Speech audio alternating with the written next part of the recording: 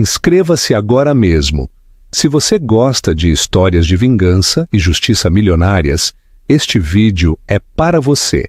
E antes que o primeiro parágrafo te deixe sem fôlego, dê um gostei neste vídeo e comente sua previsão. O rasguear da caneta soou como um grito na silenciosa e opulenta sala de jantar. Os Oliveira Albuquerque observavam com uma alegria sádica suas taças de cristal elevadas em um brinde silencioso. Criam que, finalmente, haviam ganhado.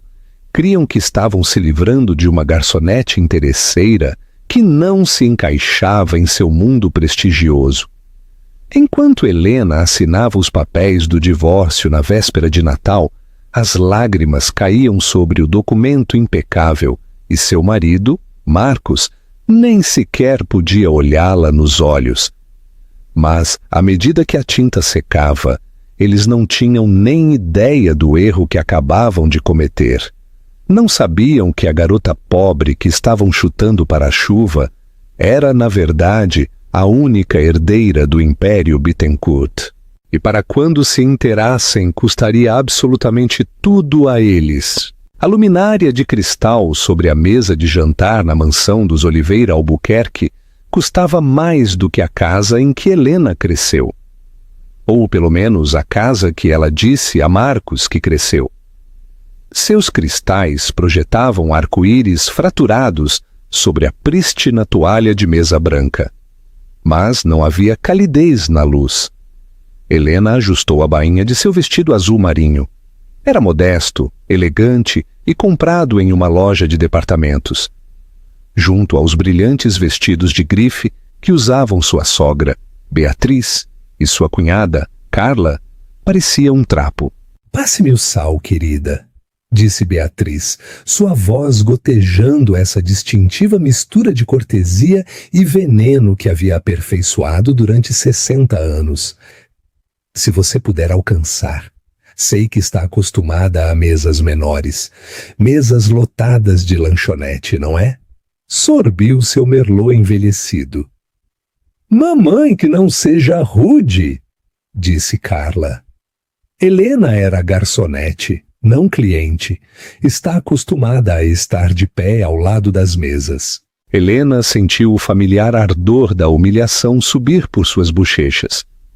Olhou para Marcos, sentado à cabeceira da mesa, seu marido de 2 anos, o homem que a havia apaixonado em uma cafeteria em Santa Teresa, prometendo-lhe que o dinheiro de sua família não o definia. Marcos olhava para o seu prato, cortando seu peru assado com precisão cirúrgica. Não levantou a vista. Não a defendeu. "Estou feliz de estar aqui", disse Helena suavemente, sua voz tremendo ligeiramente. "É Natal. Só queria que tivéssemos um jantar agradável. Uma ceia agradável requer uma companhia agradável", murmurou Beatriz, alto o suficiente para que todos a ouvissem. Voltou seu olhar para o filho. "Marcos, querido, você já disse a ela? Ou vamos fingir desfrutar desta farsa até a sobremesa?" O coração de Helena deu um salto.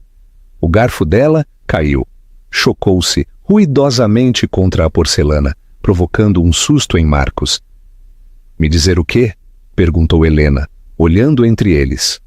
A atmosfera na sala mudou. Passou de uma frieza passivo-agressiva para um silêncio agudo e predatório. Marcos finalmente levantou a vista. Seus olhos, geralmente de um cor mel quente, pareciam apagados e exaustos. Parecia um homem que havia sido intimidado até a submissão. Mas havia uma dureza ali também, uma resolução que a aterrorizou. "Ô Helena", começou Marcos limpando a garganta. "Você sabe que as coisas não têm funcionado?" "Tivemos algumas discussões", suplicou Helena, estendendo a mão para a dele através da mesa. Ele retirou a mão antes que ela pudesse tocá-lo. "Todos os casais discutem, Marcos. É apenas o estresse das festas." "Não é estresse, Helena", interveio Carla, batendo sua taça contra a mesa. "É você. Você não se encaixa, nunca se encaixou. Olhe para você. Usa poliéster em um jantar de Natal dos Oliveira Albuquerque. Não sabe qual garfo usar. Você o envergonha. Carla, pare! Disse Marcos. Mas não havia fogo em seu reproche. Colocou a mão debaixo da sua cadeira e tirou um grande envelope pardo. Não estava embrulhado em papel vermelho ou um laço dourado. Era austero, jurídico e aterrador. Minha mãe e eu estivemos conversando, disse Marcos com a voz desprovida de emoção, recitando um roteiro que claramente haviam lhe dado. Sobre o futuro do Grupo Oliveira, sobre minha imagem, vamos nos fundir com a firma Benavente no próximo mês. Preciso de uma parceira que entenda este mundo, que traga algo para a mesa além de... Fez um gesto vago para ela. Contas para pagar. Helena sentiu como se o ar tivesse sido aspirado da sala. Contas? Marcos, eu pago minhas próprias coisas. Trabalho na biblioteca. Troco de bala, debochou Beatriz. Você é um peso morto, Helena. Uma âncora social que arrasta meu filho para o fundo do oceano. Marcos deslizou o envelope pela mesa de jacarandá. Parou bem diante do prato dela, apoiado contra a molheira de cristal. Quero o divórcio, Helena. Acabou? O silêncio que se seguiu foi pesado, quebrado apenas pelo estalar do fogo na enorme lareira atrás deles. Helena olhou fixamente para o envelope. Na véspera de Natal, sussurrou. Você está fazendo isso na véspera de Natal. O melhor momento para um novo começo, disse Beatriz, cortando um pedaço de carne. Considere um presente. Estamos sendo generosos. Há um cheque de 10 mil reais aí dentro, o suficiente para você voltar para o bairro de onde saiu. Helena olhou para Marcos buscando o homem que uma vez a havia beijado sob a chuva, que jurou que amava sua simplicidade. Marcos, disse, sua voz quebrando. Isso é realmente o que você quer? Por 10 mil reais, está jogando fora 2 anos de casamento? Marcos olhou para sua mãe, depois para sua irmã. Estavam vigiando-o como falcões. Endireitou a gravata. Pegue o dinheiro, Helena! Assine os papéis! Não faça escândalo! É o melhor que você vai conseguir. As mãos de Helena tremiam tanto que mal podia abrir o fecho do envelope. Dentro havia 3 cópias de um acordo de divórcio. Era padrão, frio e brutal. Diferenças irreconciliáveis. Renúncia à pensão conjugal. Pagamento de soma única. 10 mil reais. Sentiu uma vibração no bolso do vestido. Era seu telefone. Sabia quem era. Era a única pessoa que ligava para ela a esta hora na véspera de Natal. Papai! Ela o ignorou. Não podia permitir que o escutassem. Não agora. Bem, disparou Beatriz, a tinta não vai secar sozinha? Temos convidados que chegam para o coquetel às 8. Quero que você tenha ido embora até lá. Helena olhou ao redor da sala. Esta mansão, com seus 12 quartos e 6 banheiros, nunca havia sido um lar. Havia sido um museu onde ela era a exibição indesejada. Pensou no segredo que havia guardado durante 2 anos. Quando conheceu Marcos, queria ser amada por ser ela, não pelo nome Bittencourt. Queria saber que um homem escolheria Helena, a garota que gostava de livros antigos e dias de chuva, não Helena Bittencourt, a filha de Arturo Bittencourt, o homem que possuía metade dos imóveis em São Paulo e no Rio de Janeiro. Ela havia testado Marcos, interpretou o papel da órfã pobre, e por um tempo ele passou no teste. Mas o veneno do elitismo dos Oliveira Albuquerque finalmente se infiltrou em suas veias. Ele falhou no teste. Uma estranha calma a invadiu. As lágrimas continuavam fluindo, quentes e ardidas. Mas seu coração estava endurecendo, tornando-se algo parecido ao diamante que Marcos se recusou a comprar para ela. Vocês pensam que eu estou atrás do dinheiro de vocês, disse Helena em voz baixa. Sabemos que está, riu Carla. Por que mais ficaria onde não é querida? E você? Helena olhou para Marcos. Acha que sou uma âncora? Acha que não tenho nada a oferecer? Sejamos realistas, Helena, suspirou Marcos, tirando uma caneta tinteiro do bolso de seu paletó. Uma Montblanc, pela qual ela havia economizado 6 meses para comprar para ele no ano passado por seu aniversário. Ele a deslizou para ela. Você é uma boa garota, mas você não é uma de nós. Não, disse Helena pegando a caneta. O peso era familiar. Certamente não sou uma de vocês. Passou para a última página, assinatura da requerente, Marcos Oliveira Albuquerque, assinatura da ré. Não hesitou, não leu as cláusulas, não argumentou por mais dinheiro, simplesmente assinou seu nome, Helena Oliveira Albuquerque. Então fez algo inesperado. Enfiou a mão na bolsa e tirou uma pequena caixa de veludo. Colocou-a sobre a mesa junto aos papéis assinados. Comprei um presente de Natal para você, Marcos, disse ela, com a voz firme agora. Ia te dar mais tarde esta noite. Mas já que estou indo embora... Carla revirou os olhos. Oh Deus, o que é? Um descanso de copo de tricô? Um livrinho de cupons para massagem nas costas? Marcos olhou fixamente para a caixa de veludo. Não a tocou. Helena se pôs de pé.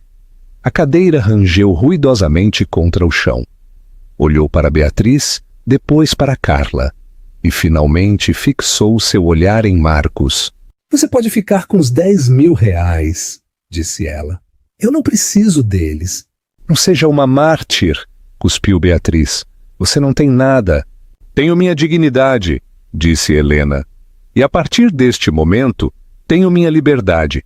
Ela se virou e caminhou em direção às enormes portas de carvalho da sala de jantar. Espere! Gritou Marcos, um lampejo de culpa cruzando seu rosto. Para onde você vai? Está chovendo. Estamos a 10 graus negativos. Não se preocupe comigo, Marcos, disse Helena sem olhar para trás. Eu vou para casa. Para casa? Carla riu estridentemente. Por quê? Por uma caixa de papelão? Helena abriu a pesada porta principal. Uma rajada de vento gelado soprou no corredor, trazendo chuva para o vestíbulo de mármore. Saiu para a noite escura e fria. Enquanto a pesada porta se fechava atrás dela, abafando o som do riso dos Oliveira Albuquerque, Helena enfiou a mão no bolso e tirou seu telefone. Pressionou o botão de chamada. Papai? Disse ela, a voz quebrando enquanto o ar frio batia em seus pulmões. Uma voz profunda e autoritária respondeu instantaneamente do outro lado. Uma voz que fazia os CEOs tremerem e que movia os mercados de ações. Helena, por que está sussurrando? Você está bem? Estive esperando você me ligar. O jato está abastecido na pista de pouso particular. Mas você disse que ficaria com... Ele. Helena olhou para trás, para a mansão dos Oliveira Albuquerque, brilhando com luz dourada, como uma besta na noite. Não, papai, disse ela, secando as lágrimas das bochechas. Não vou ficar. Terminei. Venha me buscar. Ele te machucou? A voz no telefone baixou 1/8, tornando-se perigosa. Arturo Bittencourt era protetor de apenas uma coisa neste mundo: sua filha. Ele partiu meu coração, sussurrou Helena. Mas essa não é a pior parte. Sim, qual é? Ele pensa que eu não sou ninguém. Houve uma pausa na linha. Então Arturo Bittencourt soltou uma risada baixa e sombria. Bom então, minha querida, parece que temos alguns assuntos a tratar. Estarei aí em 10 minutos. E Helena? Sim. Seque os olhos. Os Bittencourt não choram pelo leite derramado. Nós compramos a leiteria e a fechamos. Enquanto Helena estava na chuva no final da longa entrada da garagem, faróis cortaram a escuridão. Mas não era um táxi, não era um Uber. Era um comboio de 3 SUVs pretas blindadas, seguidas por um elegante Rolls-Royce prateado. O carro principal levava o escudo da Bittencourt Global. Dentro da casa, Marcos finalmente estendeu a mão e abriu a caixa de veludo que Helena havia deixado para trás. Beatriz se inclinou. E então? Que lixo ela te deixou? Marcos olhou fixamente para dentro da caixa. Todo o sangue drenou de seu rosto. Não era um relógio, não era um anel. Dentro da caixa havia um teste de gravidez positivo.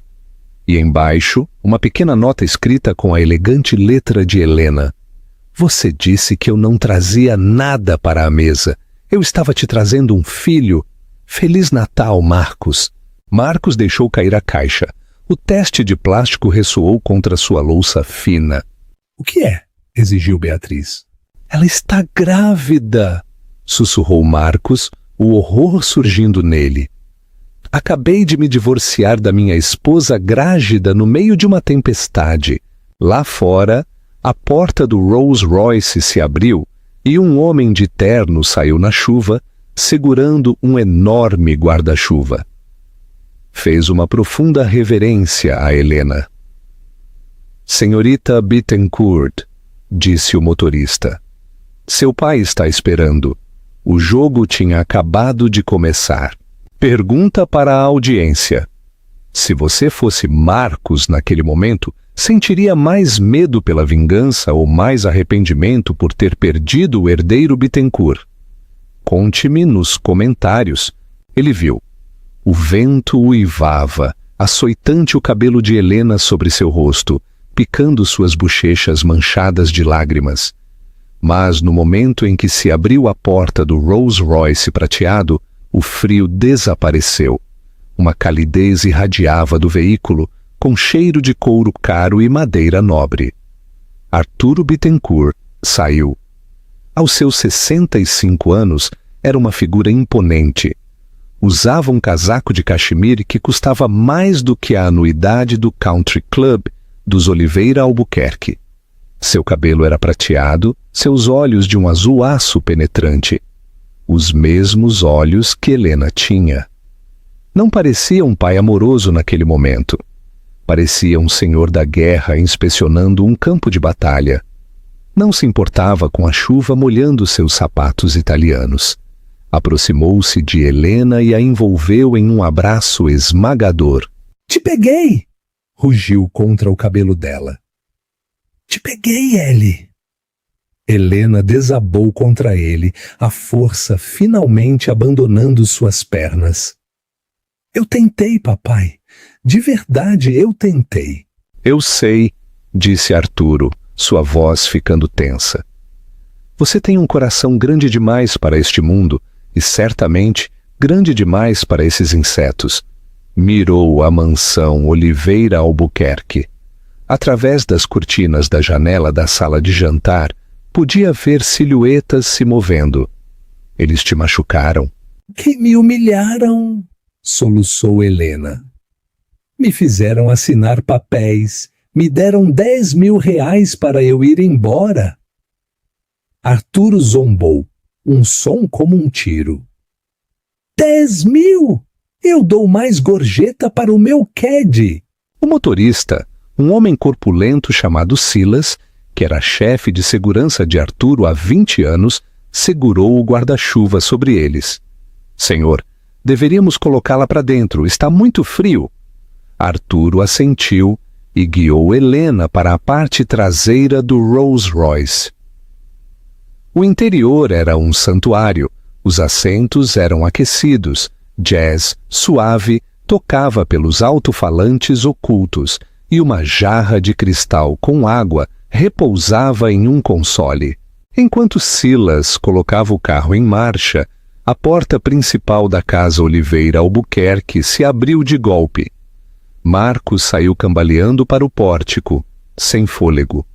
Segurava a caixa de veludo em uma mão e o teste de gravidez na outra. Apertou os olhos na escuridão, ajustando sua vista ao brilho das luzes traseiras. Viu o comboio, 3 SUVs pretas flanqueando um Rolls-Royce prateado. Marcos congelou, piscou, pensando que o vinho estava lhe pregando uma peça. Por que um comboio de veículos de segurança de nível diplomático estaria buscando sua ex-esposa garçonete? Helena! Gritou, mas o vento arrancou o nome de seus lábios. Dentro do Rolls, Helena o viu através da janela fumê. Ele parecia pequeno, patético. Quer que eu pare? Perguntou Arturo, sua mão pairando sobre o botão do intercomunicador. Posso fazer Silas voltar lá e explicar a situação, fisicamente, se você preferir. Helena observou Marcos tremendo no pórtico. Uma parte dela, a parte que o amou, queria baixar a janela e gritar. Mas a parte dela, que era uma Bittencourt, a parte que esteve adormecida por 2 anos, despertou. Não, papai, disse Helena virando a cabeça. Dirija. O comboio deslizou pela longa entrada, deixando Marcos Oliveira Albuquerque sozinho na chuva, segurando um bastão de plástico que provava que ia ser pai, vendo um fantasma desaparecer na noite. Dentro do carro, a atmosfera era pesada. Arturo serviu um copo de água para Helena. Há algo mais? Disse Helena, sua mão descansando instintivamente sobre o estômago. Você precisa saber. Arturo olhou para a mão dela. Seus olhos se abriram. O bilionário que havia negociado tratados e aquisições hostis pareceu repentinamente aterrorizado. Ellie, você está... Você vai ser avô, sussurrou ela. Arturo Bittencourt recostou-se, o ar saindo de seus pulmões em uma rajada. Um sorriso lento e genuíno abriu caminho através de sua expressão pétrea. Lágrimas se acumularam em seus olhos, uma visão que o mundo dos negócios nunca havia visto. Um bebê? Murmurou. Um herdeiro Bittencourt. Logo sua expressão escureceu, mudando instantaneamente de avô para protetor. Ele sabe? Deixei o teste para ele, disse Helena. Foi meu presente de despedida. Arturo assentiu lentamente. Bem, que sofra com o conhecimento, mas nunca verá este filho. Renunciou aos seus direitos quando assinou esses papéis. Te expulsou. Abandonou a família. Arturo tirou o seu telefone. Era um dispositivo elegante e criptografado. Discou um número. Edwards, sou Arturo. Acorde a equipe jurídica. Sim, todos. Quero os melhores advogados de divórcio de São Paulo e Rio em uma conferência em 1 hora. Minha filha volta para casa. E Edwards, comece um arquivo sobre o Grupo Oliveira Albuquerque. Quero saber seus ativos, suas dívidas, seus acionistas e seu tipo sanguíneo. Quero saber o que tomam no café da manhã. Desligou e olhou para Helena. Descanse agora, querida. Amanhã de manhã o mundo será diferente. Entrou nessa casa como uma garçonete. Sai dela como a rainha no tabuleiro. Dê um gostei no vídeo e compartilhe para a parte 2. Marcos Oliveira Albuquerque acordou com uma dor de cabeça latejante. Por um momento pensou que era apenas ressaca do vinho Merlot. Logo se virou e viu o lado vazio da cama. Os lençóis estavam frios. A lembrança se chocou sobre ele. O jantar, os papéis, a caixa, o bebê. Sentou-se, o pânico agarrando seu peito. Buscou tateando seu telefone na mesa de cabeceira. Havia tentado ligar para Helena 10 vezes ontem à noite, direto para a caixa postal. Tentou de novo. O número que você discou não está em serviço. Marcos ficou olhando para a tela. Desconectado. Em menos de 12 horas ela havia se desvanecido. Vestiu um roupão e desceu as escadas. A casa estava tranquila, exceto pelo tilintar da porcelana no canto do café da manhã.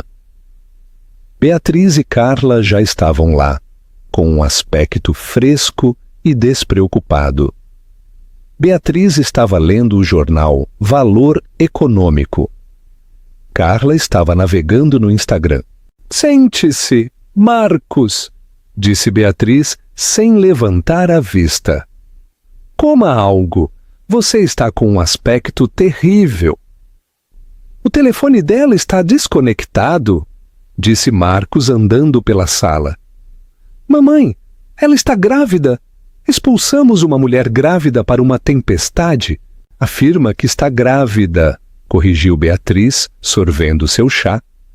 "Pelo que sabemos, é um truque, uma tentativa desesperada de voltar para a herança."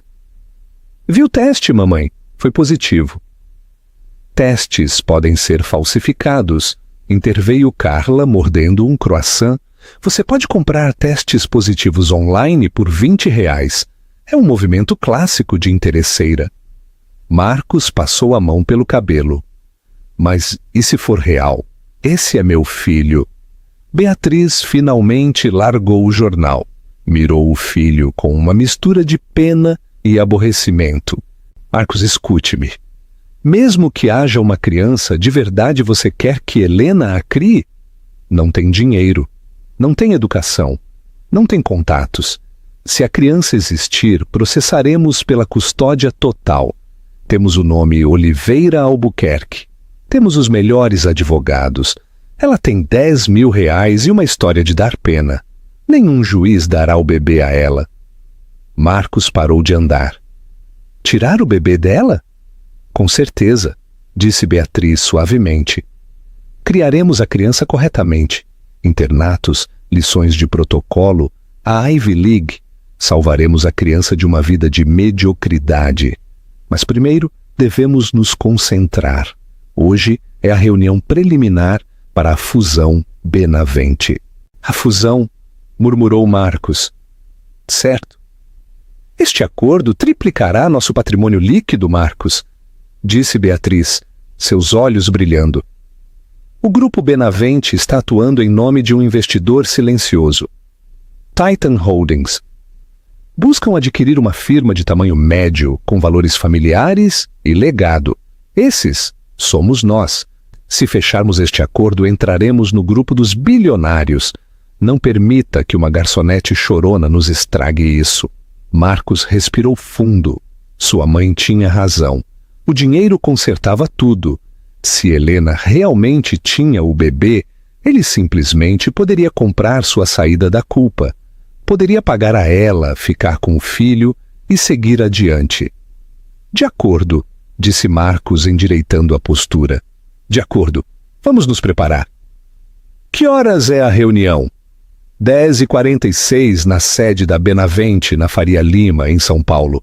Enquanto isso, a quilômetros dali, na cobertura da Torre Bittencourt, com vista para o Parque do Ibirapuera, Helena acordou em uma cama de algodão egípcio. Não estava no quarto de hóspedes. Estava em sua antiga suíte, a que seu pai mantivera intacta por 2 anos. As paredes estavam pintadas de uma suave cor lavanda. Seus velhos troféus de hipismo se alinhavam nas estantes. Sentou-se. Não havia temor em seu estômago hoje, apenas uma fria e dura clareza. A porta se abriu e uma equipe de 3 mulheres entrou. Não eram criadas, eram estilistas.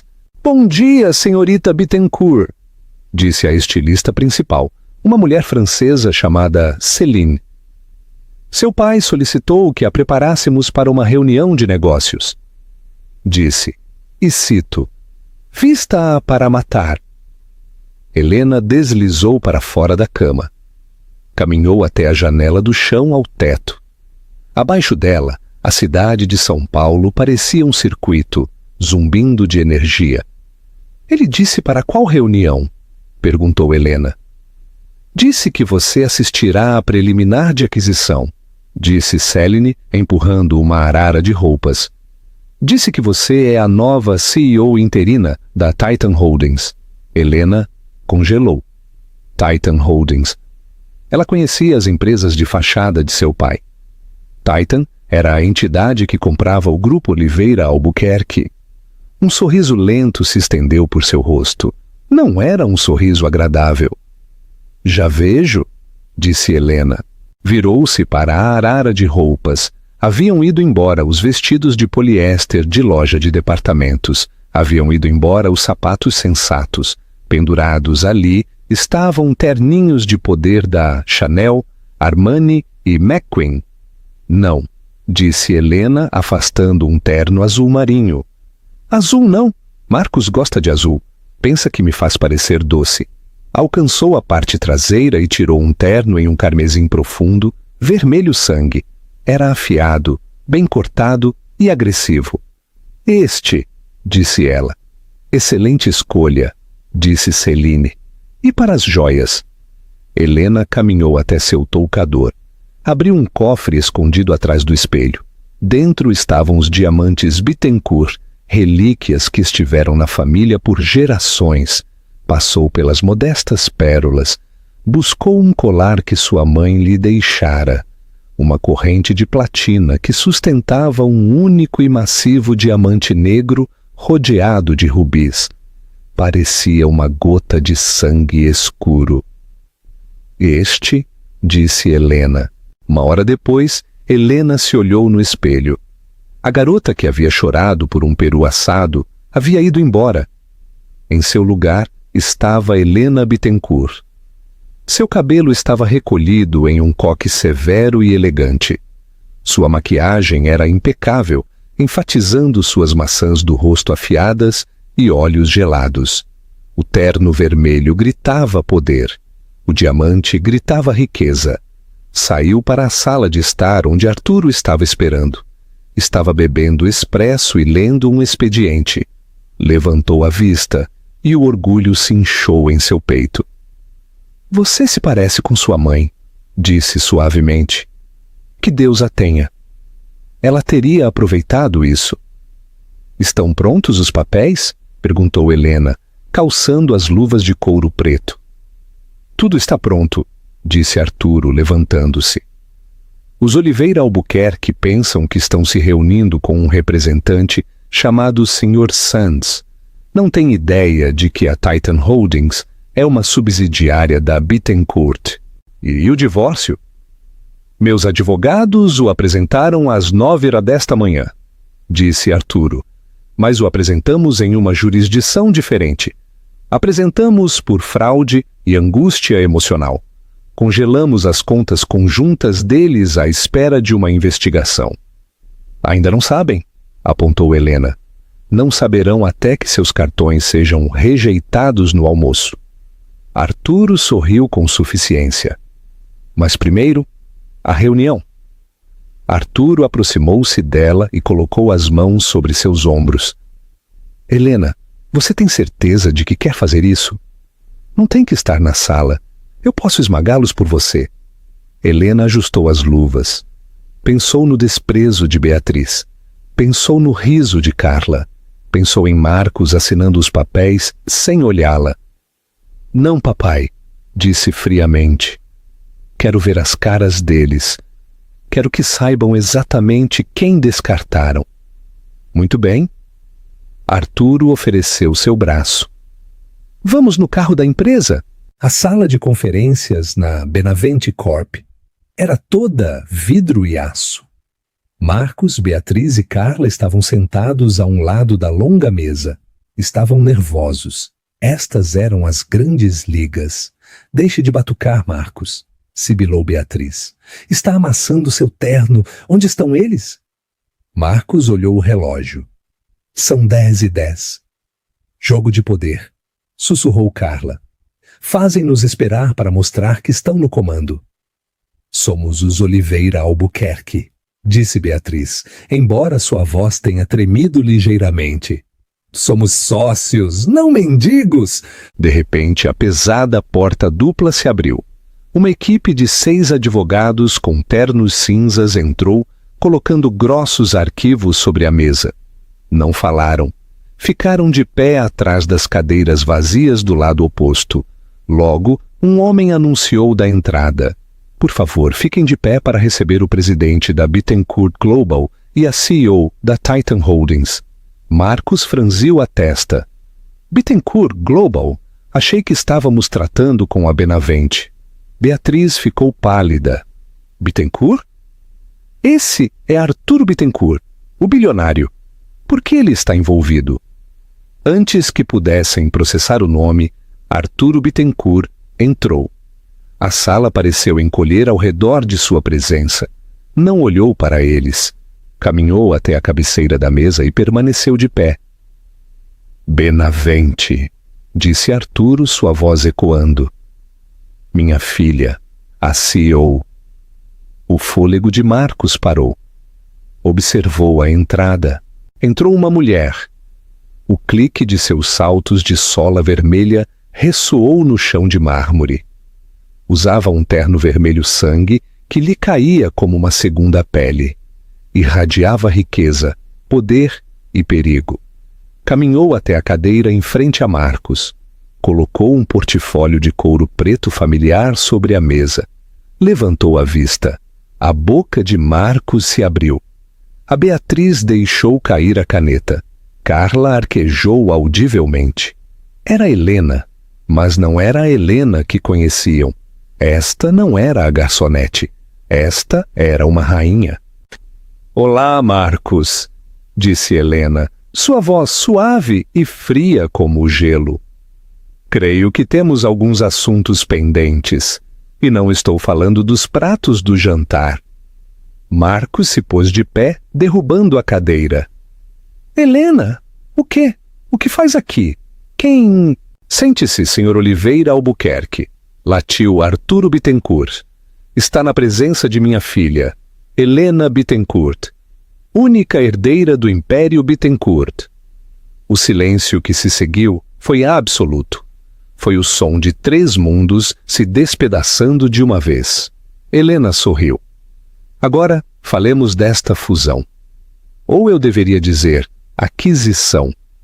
Aqui está uma chamada para a ação obrigatória. Comente Rainha Vermelha. Se você acha que Helena vai dar o que eles merecem. O ar na sala de conferências era tão ralo que parecia que o oxigênio tinha sido aspirado. Marcos Oliveira Albuquerque olhou fixamente para a mulher no terno vermelho. Seu cérebro não conseguia conciliar as imagens. Helena, a garçonete, que usava moletons grandes e fazia chocolate quente nas noites de chuva, e Helena Bittencourt, o tubarão sentado em frente a ele, com um olhar que podia cortar vidro. Bittencourt, sussurrou Beatriz, seu rosto perdendo a cor até que sua base parecesse uma máscara. Olhou para Arturo, depois para Helena. Isso é uma brincadeira cruel. Asseguro-lhe, Senhora Oliveira Albuquerque, disse Arturo, sentando-se e inclinando-se confortavelmente, que meu talão de cheques não tem senso de humor. Mas você disse que seu pai era mecânico, disparou Marcos, sua voz quebrando. Disse que ele consertava carros no interior. Helena não piscou. Abriu o portfólio de couro na frente dela. Eu disse que ele conserta coisas. Às vezes, conserta motores quebrados. Às vezes, conserta empresas quebradas. E às vezes, fez uma pausa, os olhos fixos nos de Marcos, destrói coisas que estão além do conserto. Por quê? Perguntou Marcos, agarrando a borda da mesa. Por que mentiu para mim por 2 anos? Não menti, Marcos. Omiti. Disse Helena com calma. Queria saber se você me amava. Só a Helena, não o dinheiro, não o jato, não o império. E por um tempo pensei que sim. Apontou o espaço vazio no seu dedo anelar. Mas já vimos como isso terminou. Agora, se terminou de arquejar, tenho uma empresa para adquirir.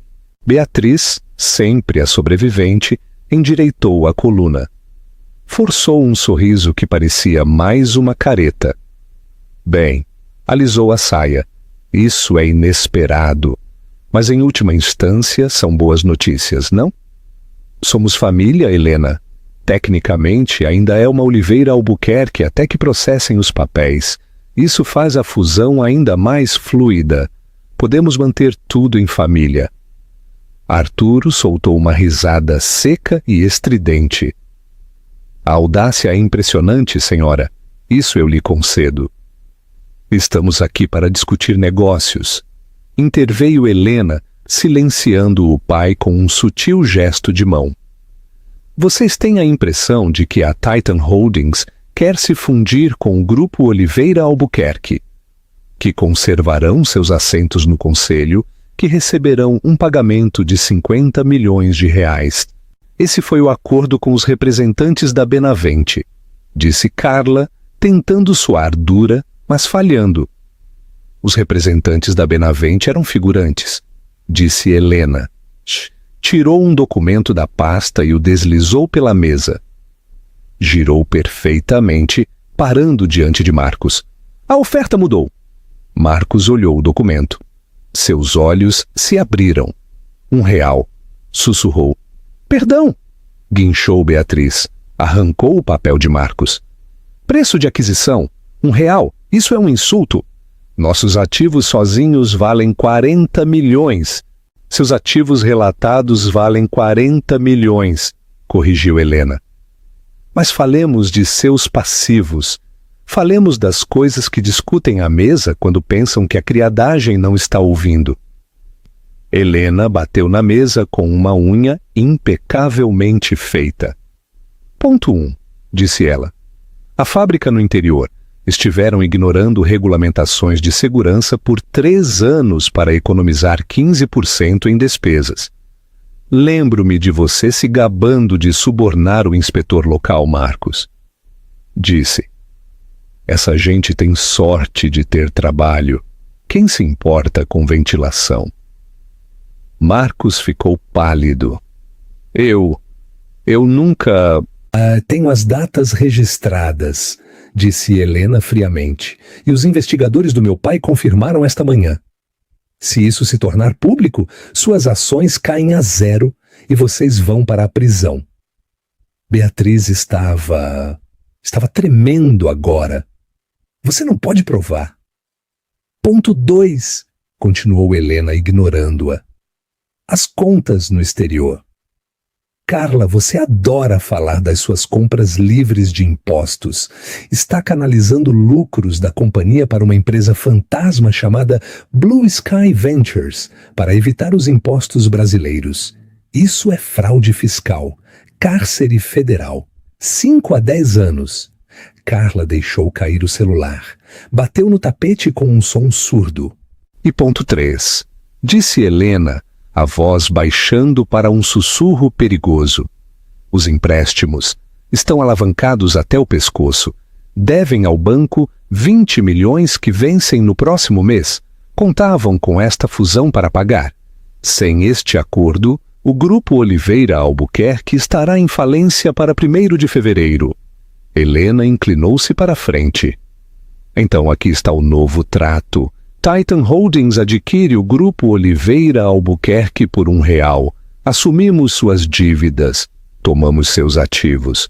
E vocês 3 se vão, sem assentos no conselho, sem paraquedas dourados, sem carros da empresa, saem com o que tem nos bolsos.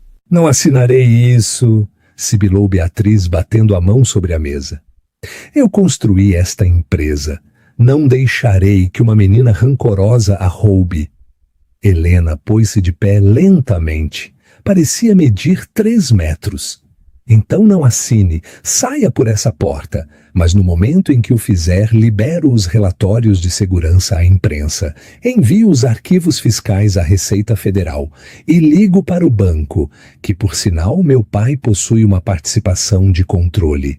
E digo que peçam a devolução imediata dos empréstimos.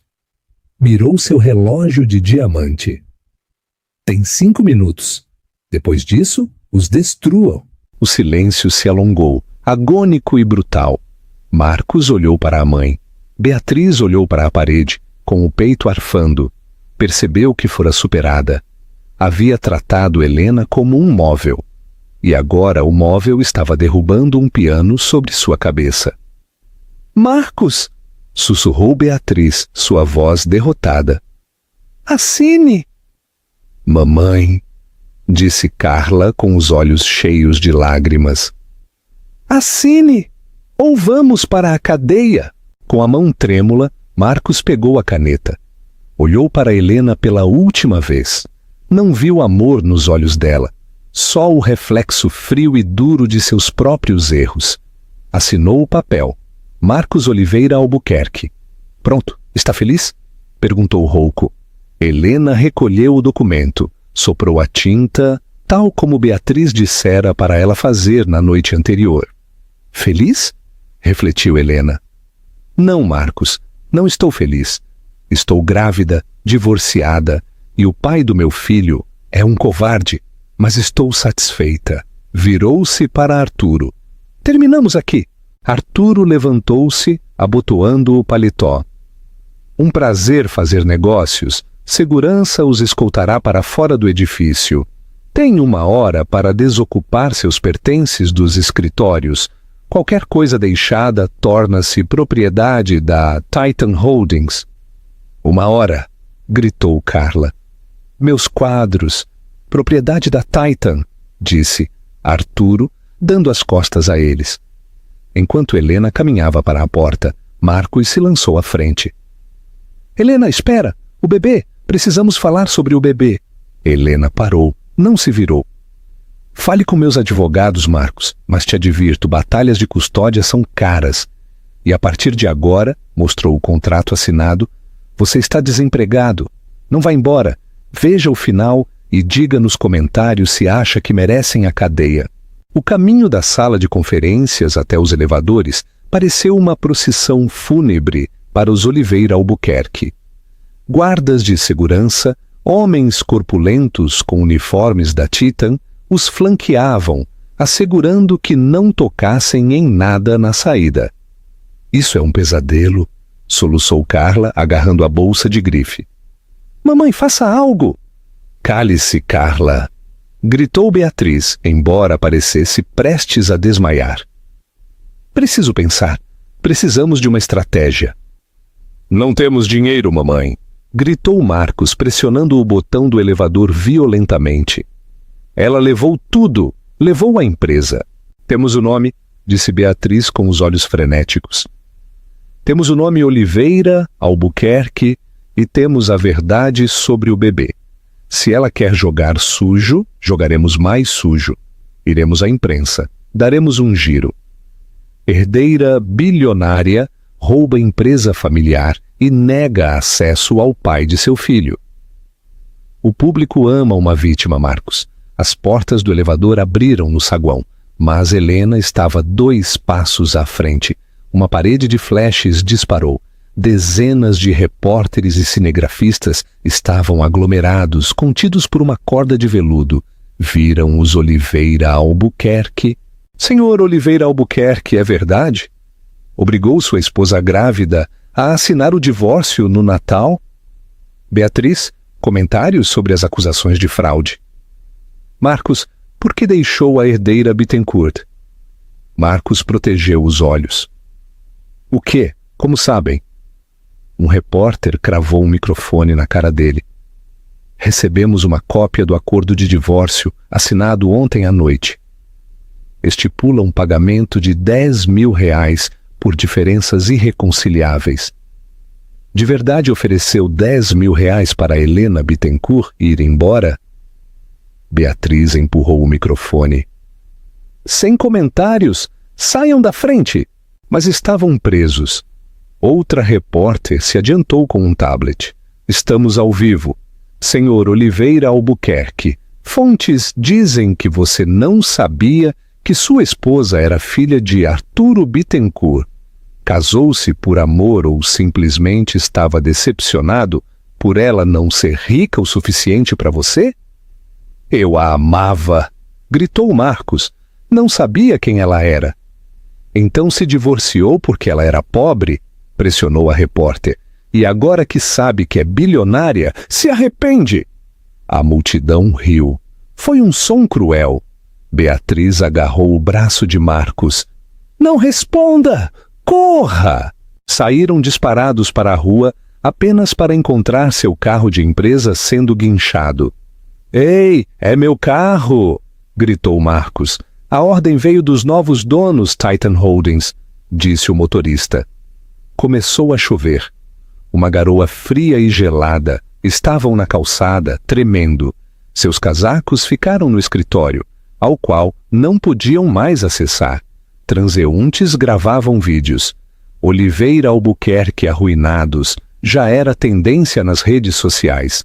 O telefone de Marcos vibrou. Alerta! Conta conjunta congelada devido à investigação legal. Beatriz verificou o dela. O meu também.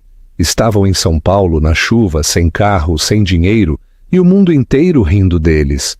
No 40º andar, Helena observava a cena da janela com uma xícara de chá. Arturo estava ao lado. Brutal, comentou ele. Mas necessário. Importavam-se tanto com a imagem, disse Helena suavemente. Agora a imagem é tudo o que lhes resta e está destruída. E agora? Perguntou Arturo. Temos a empresa, temos a vingança. Quer ir para casa? Helena afastou-se da janela. Caminhou até a mesa onde jaziam os papéis. Ainda não. Beatriz não terminou. Ela é como uma barata. Sobreviverá e tentará morder o tornozelo. Está quebrada, Helena. Ela usará o bebê como alavanca. Tentará me pintar como mãe inapta. Uma menina rica e instável que fugiu. Arturo cerrou os olhos. Que tente. Vou enterrá-la empapelada legal por 50 anos. Não, disse Helena. Não quero uma batalha legal de anos.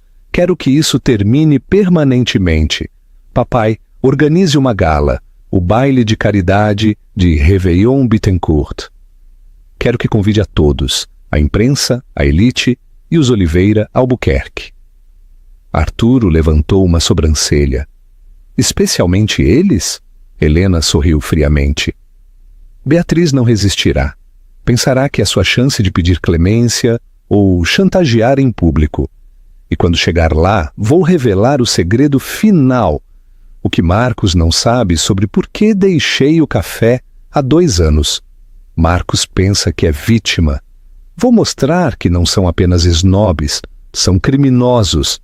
E vou pôr o prego final no caixão em rede nacional. Tenho o vídeo da câmera de segurança do jantar deles. Arturo sorriu. Enviarei os convites. Na rua, Beatriz balbuciou sob o toldo de um café. Não terminamos, Marcos. Ela pensa que ganhou. Mamãe, desista, gemeu Marcos. Nunca perdemos, sibilou Beatriz. Tirou um papel do bolso. Era o convite para o baile. O sistema enviou automaticamente para Marcos antes do bloqueio. Ela vai dar um baile. Vamos entrar de penetras e dizer a todos que ela não está apenas grávida, mas que é louca, que nos enganou para te pegar. Faremos um escândalo tão grande que terão que fazer um acordo conosco só para assumirmos. É nosso único tiro, disse Beatriz. A noite de Réveillon em São Paulo estava elétrica. No Hotel Fasano, a Gala Bittencourt era o evento da década. Helena estava no balcão com um vestido de lantejoulas douradas. Estão aqui, disse Arturo. Segurança os deixou passar pela entrada de serviço como instruiu. Parecem ratos em trajes de grife. Beatriz usa um vestido de 3 temporadas atrás. O horror! Helena sorriu. Vamos descer. Lá embaixo, os Oliveira Albuquerque estavam perto da Torre de Camarão. Desentoavam. É agora, sussurrou Beatriz. Quando a contagem começar, subimos no palco, pegamos o microfone e dizemos que Arturo mantém a filha instável longe do marido. Mamãe, olhe para ela, disse Marcos. Helena descia a escadaria. Parecia intocável. Marcos sentiu uma dor física. Percebeu que ela era a mulher mais linda que já viu e a jogou fora por uma fusão que não existia. Concentre-se, Marcos, disse Beatriz. É uma farsa. Às 23h50, Arturo subiu ao palco. Antes da contagem, minha filha Helena tem umas palavras. Helena subiu ao microfone. Obrigada. Este ano foi de transição. Aprendi que confiança é cara e lealdade é rara. Mentira. O grito cortou o silêncio. Beatriz abriu caminho, arrastando Marcos e Carla. Subiu no palco. Esta mulher é uma mentirosa. Fugiu após um colapso mental. Está grávida do meu neto e não é apta. Nos enganou. Murmúrios na multidão. Marcos se adiantou. Helena, volte para casa. Pense no bebê. O bebê? Repetiu Helena. Se preocupa agora, Marcos. Não se importou quando me deu o divórcio no Natal. Eu não sabia. Se soubesse que era uma Bittencourt, confessou Marcos. Está distorcendo a verdade, gritou Beatriz. Helena assentiu para o técnico. Respeitável? Vejamos. O telão LED mostrou o vídeo da ceia de Natal. A multidão assistiu fascinada aos insultos. Âncora social. Marcos fechou os olhos, mas o vídeo continuou após Helena sair. Beatriz bebia vinho. Finalmente a lixo se foi. Usaremos o dinheiro da Benavente para cobrir o buraco de 2 milhões que roubamos do fundo de pensão. Se descobrirem, culpamos a Helena. Quem vai acreditar na garçonete? Silêncio absoluto. Helena virou-se para Beatriz. Meus auditores encontraram o dinheiro. Creio que conhecem o delegado. Policiais federais entraram. Beatriz, Marcos e Carla Oliveira Albuquerque estão presos por desvio e fraude. É montagem, gritou Beatriz, mas Marcos caiu de joelhos. Enquanto Beatriz era algemada gritando e Carla chorava, Marcos olhou para Helena. Eu te amei, só sinto pena, disse ela. Você amou mais a aprovação de sua mãe. Adeus, Marcos. O relógio marcou meia-noite. Feliz Ano Novo, disse Helena. 1 ano depois, na cobertura, Helena balançava Leonardo Arturo Bittencourt. Tem seu nariz? Disse Arturo. Ele será o que quiser desde que seja gentil, disse Helena. Beatriz pegou 15 anos, Carla, 5. Marcos pegou 8. Helena queimou a carta dele na lareira sem ler. Veja a chuva lá fora, Léo, é um novo começo. Os Oliveira Albuquerque perderam tudo porque não viram o valor da pessoa à frente deles. Helena escolheu o filho e o futuro. O que você acha? Marcos merecia chance? Diga nos comentários. Obrigado por ver. Obrigado.